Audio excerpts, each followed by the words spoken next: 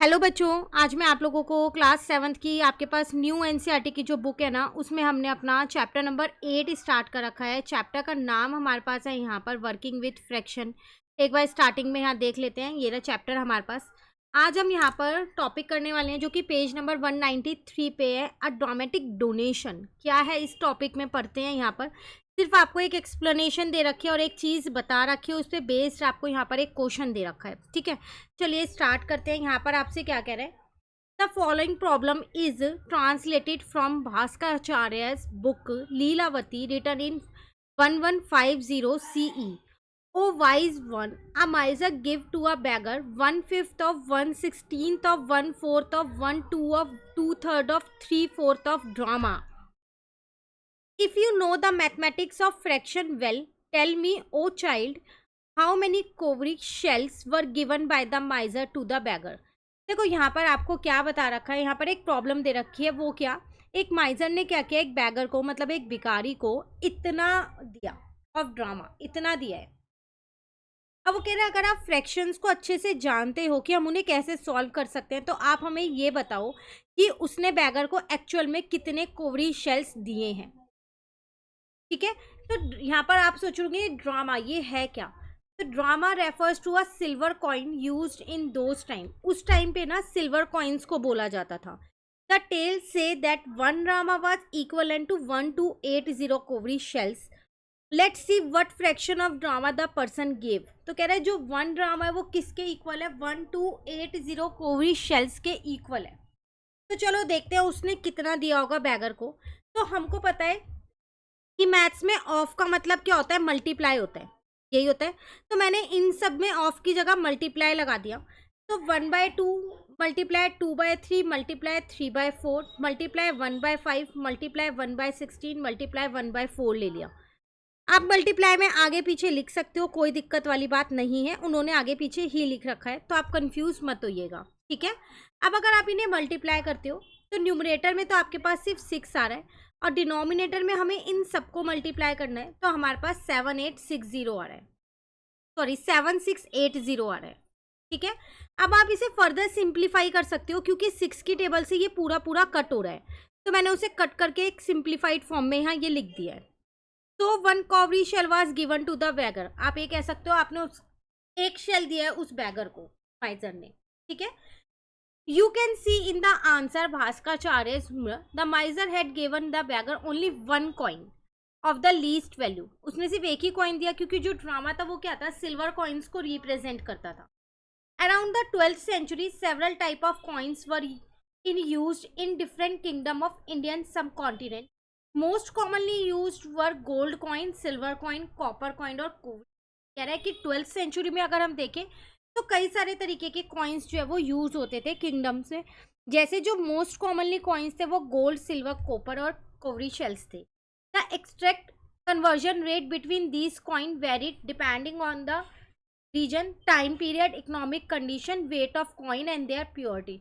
तो जब हम इन्हें इनका कन्वर्जन रेट देखते हैं, मतलब जब हम इन्हें एक्सचेंज करेंगे तो हमें क्या मिलेगा, तो वो किस चीज़ पे डिपेंड करता है, वो टाइम पीरियड, इकोनॉमिक कंडीशन या फिर उस कॉइन का वेट कितना है, कितनी प्योरिटी है प्योर है यानी, इन सब पे डिपेंड करता है।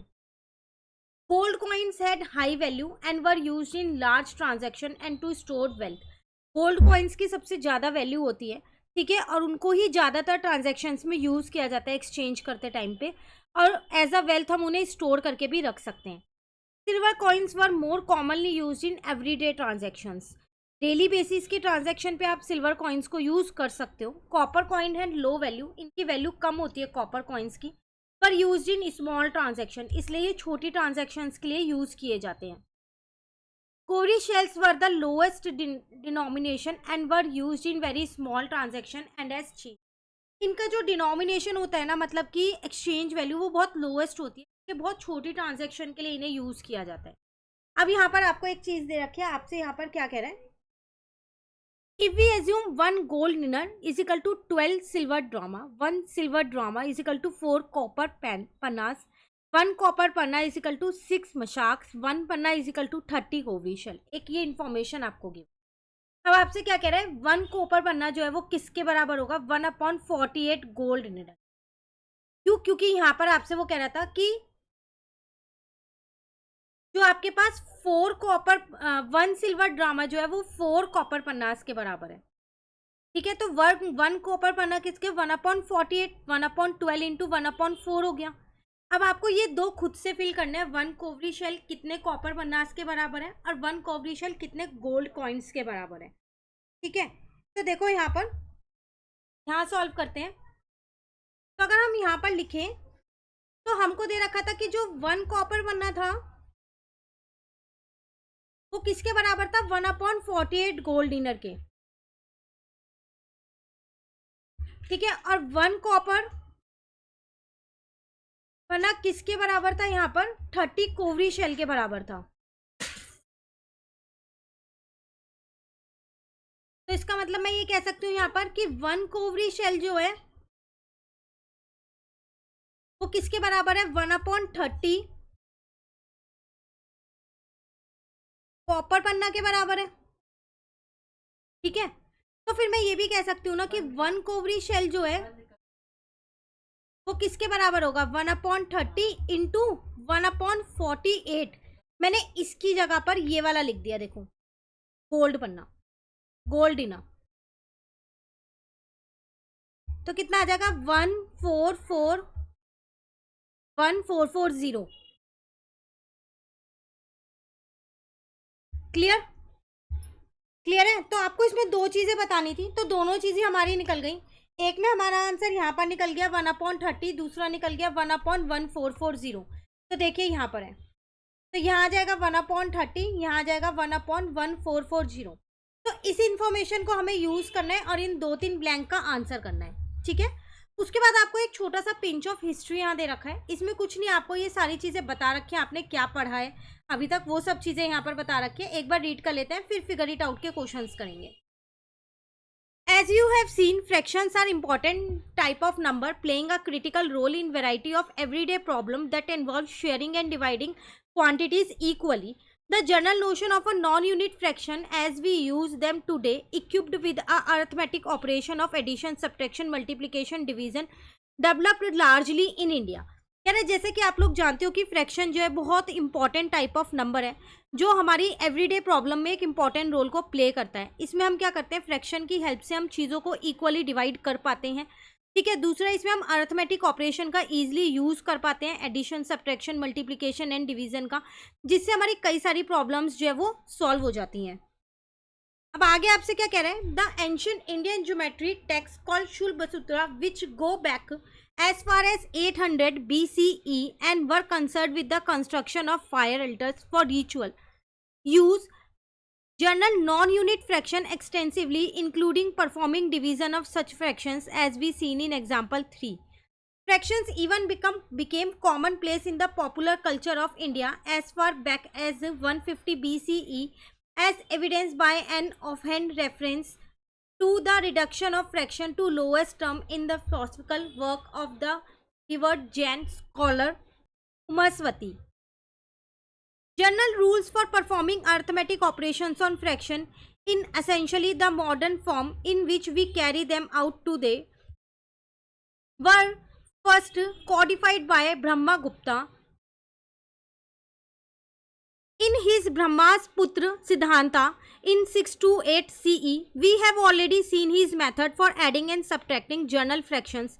For multiplying journal fractions, Brahmagupta wrote, multiplication of two or more fraction is obtained by taking the product of numerator divided by the product of denominator. देखो यहाँ तक के टॉपिक में आपको सिर्फ और सिर्फ ये बताया गया कि किस तरीके से आप यहाँ पर अरिथमेटिक ऑपरेशंस का यूज़ करते हो फ्रैक्शन पे। एडिशन और सब्ट्रैक्शन आपको पता ही है, आप ऑलरेडी सीख चुके हो। मल्टीप्लिकेशन और डिवीजन आपको ब्रह्मगुप्ता के रूल से सिखाया गया ऊपर के टॉपिक्स में जो हमने सीखा था। तो उसने आपको क्या बोला था, मल्टीप्लिकेशन में आपको क्या करना होता है, दो या दो से ज़्यादा फ्रैक्शंस का जो मल्टीप्लिकेशन होता है उसमें आपको न्यूमरेटर को मल्टीप्लाई करना होता है, डिनोमिनेटर को मल्टीप्लाई करना होता है, फिर डिवाइड करना होता है। जैसे कि a into c divided by b into d करना होगा, उसके बाद आपका आंसर आ जाएगा। For division of general fraction Brahmagupta रोड, डिवीजन के लिए भी उसने एक चीज़ लिखी थी, वो क्या था, the division of fraction is perform by interchanging the numerator and denominator of the divisor. The numerator of the dividend is then multiplied by the new numerator and denominator by the new denominator. अगर आपको याद हो, हमने division of fraction में सीखा था कि हम डायरेक्टली डिवाइड नहीं कर सकते थे. हम क्या करते थे, जो बाद वाला सेकंड वाला फ्रैक्शन होता था उसको रेसिप्रोकल कर देते थे और डिवाइड का मल्टीप्लाई बना देते. जैसे कि हमने यहाँ किया, डिवाइड का मल्टीप्लाई कर दिया और ये बाद वाले को हमने रेसिप्रोकल कर दिया. फिर न्यूमरेटर को न्यूमरेटर से मल्टीप्लाई किया और डिनोमिनेटर को डिनोमिनेटर से मल्टीप्लाई किया था, और उसके बाद हमने क्या किया था, डिवाइड कर दिया था. तो ये सारी चीज़ें ही आपको इस पिंच ऑफ हिस्ट्री में समझा रखी हैं यहाँ पर. उसके बाद और चीज़ें यहाँ पर बता रखी है कि आर्यभट्ट ने क्या किया था, उसमें क्या क्या उसने डिस्क्राइब किया था. ज्योमेट्रिक इंटरप्रिटेशन बताई थी, जैसे मल्टीप्लिकेशन ऑफ फ्रैक्शन की in terms of division of square into rectangle. उसने क्या था, स्क्वायर्स को रेक्टेंगल के फॉर्म में डिवाइड कर दिया था पहले. Equal division along the length and breadth, देख लो ना, डिवाइड किया है. ये 1/4 है, इतना 1/5 है. तो इस पूरे, अगर मैं रेक्टेंगल का एरिया जानना चाहूँ तो कितना आ जाएगा, 1/4 इंटू 1/5, लेंथ इंटू ब्रेथ, तो 1/20 मेरा आंसर आ जाएगा. ऐसी और बहुत सारे इंडियन मैथमेटिशियंस हैं जिन्होंने अपना अलग अलग तरीके से आपको बताया गया कि किस तरीके से आप अरिथमेटिक ऑपरेशंस का यूज़ कर सकते हो फ्रैक्शन के केस में. ठीक है. The Indian theory of fraction and the arithmetic operation on them was transmitted to and its usage developed further by Arab and African mathematician. तो और भी जगह यहाँ पर मैथमेटिशियंस ने यहाँ पर अरिथमेटिक ऑपरेशंस का कि फ्रैक्शंस में कैसे यूज़ होना है. ठीक है. अरब और अफ्रीकन मैथमेटिक्स ने भी नए नए तरीके इसके निकाले थे. तो आपको यहाँ पर पूरा सिर्फ ये थ्योरी दे रखी है और कुछ भी नहीं है. इससे रिलेटेड आपको एक हिस्ट्री बता रखी है कि फ्रैक्शन पे किस किसने कैसे चीज़ों को अप्लाई किया जाए, वो चीज़ें आप लोगों को बताई थी. ठीक है. अब इसके एक फिगर इट आउट के क्वेश्चंस रह गए हैं, इनको हम अपनी नेक्स्ट क्लास में शुरू करके फिगर इट आउट भी कंप्लीट कर लेंगे. फिर ये चैप्टर हमारा कंप्लीट हो गया, और चैप्टर नंबर 1 to 7 तो ऑलरेडी चैनल पे अपलोड है, आप वहाँ से उन्हें भी कर सकते हैं. Thank you.